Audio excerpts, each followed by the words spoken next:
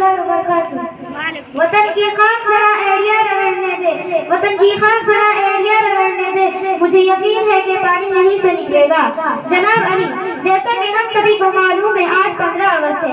आज ही के दिन 1947 ईस्वी को हिंदुस्तान आजाद हुआ।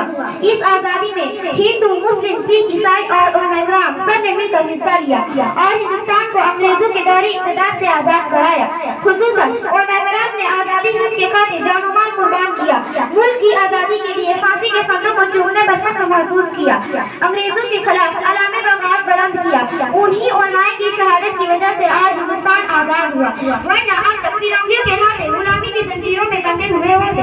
ये अल्लाह ताला की नुसरत और उलमा-ए-किराम की कुर्बानियों का नतीजा है। इसीलिए अल्लामा इकबाल ने कहा था, यूनान मिस्र रोमा सब मिट गए जहाँ से, यूनान मिस्र रोमा सब मिट गए जहाँ से, अब तक मगर है बाकी नामो निशा हमारा। आली जनाब, दिल्ली की जमा मस्जिद से लेकर पेशावर तक उलमा-ए-किराम की गर्दनें पेड़ों पर लटकी हुई थी। अंग्रेजों के खिलाफ फतवा उलमा-ए-किराम ने ही दिया।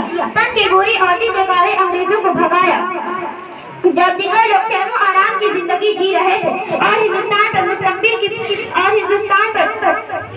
मुगलिय सुल्तानत का चिराग टिमटिमा रहा था, ऐसे वक्त में उलमा-ए-किराम लोगों को आजादी की तहरीक में शामिल करने की कोशिश कर रहे थे और अंग्रेजों की मुस्तकबिल की पॉलिसी से आवाम को रोशनास करा रहे थे। अगर वो चाहते तो राय बहादुर, नवाब बहादुर का खिताब हासिल कर सकते थे। अंग्रेजों के खिलाफ फतवा न देते और आजमाइशों में न पड़ते।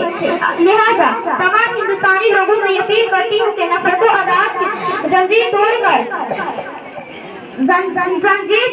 तासुब परस्ती छोड़कर 1947 वाला इत्तेहादी इत्तेफाक पैदा करे और जश्न में आजादी मनाए। इसी में मुल्क की तरक्की और भलाई है।